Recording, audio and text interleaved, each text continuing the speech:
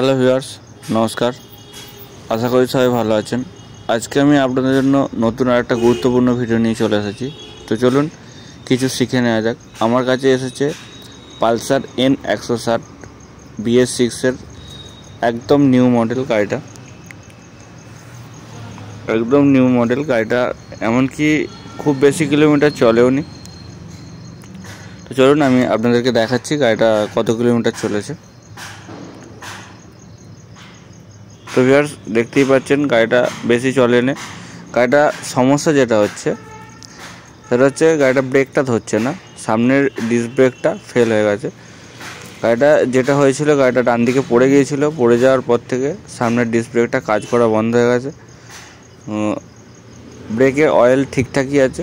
তো চলুন তার আগে আমি আরেকবার আপনাদেরকে দেখিয়ে নিচ্ছি। সামনের ডিসের মাস্টার সিলিন্ডারের ওপরটা খুলে দেখুন, ব্রেক অয়েল ঠিকঠাকই আছে। ব্রেক অয়েলের জন্য অনেক সময় কি হয়, গাড়িতে ব্রেক অয়েল কমে গেলে বা ব্রেক অয়েল শেষ হয়ে গেলে ব্রেক ধরে না। তো চলুন, ব্রেক অয়েল ঠিকঠাকই আছে। আমাকে যেটা করতে হবে, এর বকেটটা নষ্ট হয়ে গেছে, বকেটটাকে আমাকে পাল্টাতে হবে, যাকে বলে মাস্টার সিলিন্ডার কিট। আমি ব্রেক অয়েলটাকে আগে তুলে নিলাম, নিয়ে লিভারটা খুলে নিচ্ছি। লিভারটা খুলে নিয়ে আমি আপনাদেরকে দেখাচ্ছি এর ভিতরে যে মাস্টার সিলিন্ডারটা যেখানে লাগানো আছে, এখানে একটা লক আছে, এই যে দেখতে পাচ্ছেন।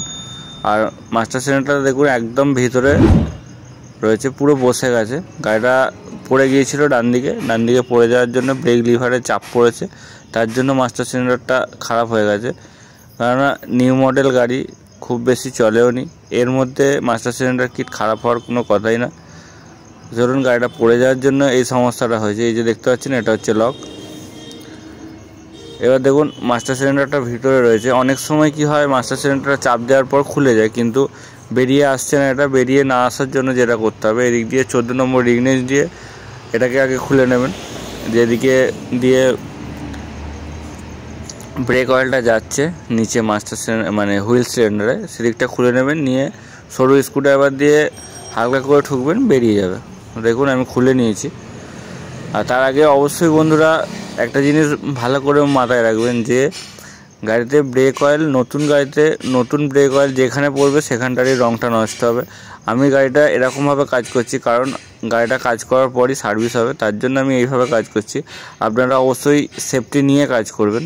এখানে কিছু কভার দিয়ে রাখবেন বা কাপড় দিয়ে রাখবেন, রেখে কাজটা করবেন, যাতে করে রঙে কোনো ক্ষতি না হয়।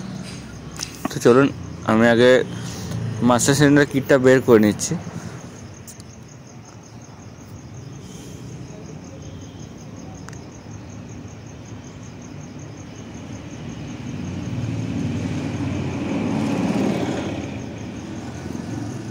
তো এটা হচ্ছে মাস্টার সিলিন্ডার কিট, মানে যেটাকে বলে পাম্পার, যেটার জন্য ব্রেকটা কাজ হয়। আমি বের করে নিয়েছি। আমি এবার এদিকেটা লাগিয়ে দেবো, এদিকে নাট বল্টুটা লাগিয়ে দেবো। এদিকে আমার কোনো কাজ নেই, যা কাজ আছে আমার সামনের দিকে। চলুন, এটা লাগানোর আগে অবশ্যই খেয়াল রাখবেন যে দুদিকে দুটো ওয়াশার থাকবে আর বল্টুটা টাইট হবে। ওয়াশার যদি একদিকেরও মিসিং হয়ে যায়, তাহলে ব্রেক অয়েল লিকেজ বন্ধ করা খুবই মুশকিল। তো এটা অবশ্যই মাথায় রাখবেন, খোলার সময়তেও দেখে নেবেন, ফিটিং করার সময়তেও দেখে নেবেন।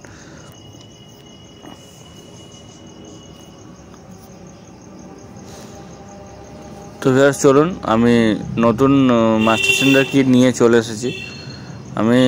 আপনারা চাইলে দাম এবং পার্ট নাম্বার ডেসক্রিপশন বক্সে দিয়ে দেব।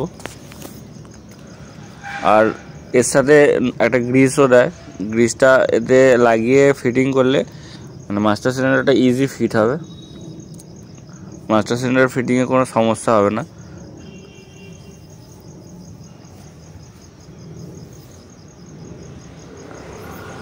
তো চলুন মাস্টার সিলিন্ডারটা লাগানোর জন্য যেটা করতে হবে, আমি দেখুন সব রেডি করে নিয়েছি। রেডি করে নিয়ে মাস্টার সিলিন্ডারটাতে গ্রিসও লাগিয়ে নিয়েছি। নিয়ে আস্তে করে ইজি বসবে, একটুখানি নাড়িয়ে নিয়ে ঠেলবেন হাতে করে।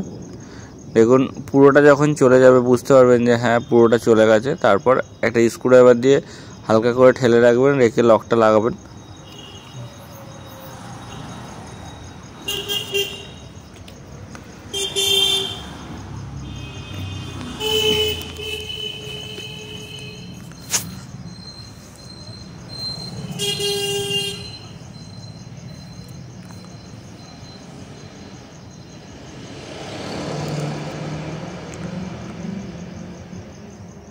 তো ভিউয়ার্স দেখুন আমি লকটা লাগিয়ে নিয়েছি।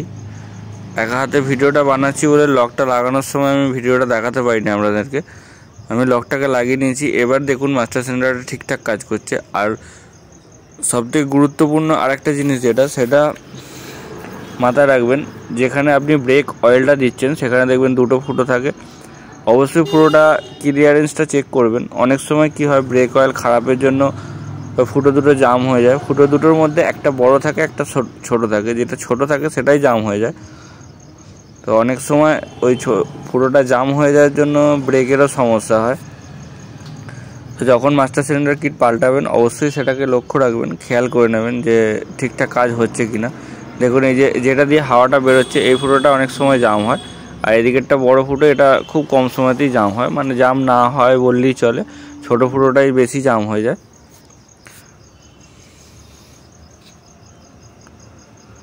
তো ভিউয়ার্স আমি নতুন মাস্টার সিলিন্ডার কিট লাগিয়ে দিয়েছি। এবার আমি ব্রেকটা পাম্প করে নিচ্ছি, হাওয়াটা বের করে নিলাম। যদি এর পরেও মনে হয় যে এখনও কিছুটা হাওয়া রয়ে গেছে, তাহলে অবশ্যই চাকা নিচের দিকে যেখানে হুইল সিলিন্ডার কিট লাগানো থাকে 10-11 রেঞ্জ দিয়ে সেখানে একটা হাওয়া ছাড়ার ছোট নাট থাকে। ব্রেকটা প্রেস দিয়ে ধরবেন, ধরার পর সেই নাটটাকে লুজ করবেন, করে টাইট দিয়ে দেবেন। তাহলে যেটুকু হাওয়া থাকবে সেটাও বেরিয়ে যাবে। তো ভিউয়ার্স যদি মনে হয় যে ভিডিওটা আপনাদের জন্য একটুখানিও উপকার হয়েছে, তাহলে অবশ্যই ভিডিওতে লাইক এবং ভিডিওটি শেয়ার করতে ভুলবেন না। আর যদি মনে হয় আপনাদের কোনো বন্ধুর সেম বাইক আছে, যদি কোনো সমস্যা থেকে থাকে ব্রেক নিয়ে, অবশ্যই আমাকে কমেন্ট সেকশনে কমেন্ট করবেন। আর যে বন্ধুরা আমার চ্যানেলে প্রথমবার এসেছেন, আমার ভিডিও দেখছেন, অবশ্যই চ্যানেলটিকে সাবস্ক্রাইব করে দেবেন। সাবস্ক্রাইবের সাথে সাথে পাশে থাকা বেল আইকনটাতে অল অপশনে প্রেস করে দেবেন। দেখা হচ্ছে নেক্সট ভিডিওয়ে। ধন্যবাদ।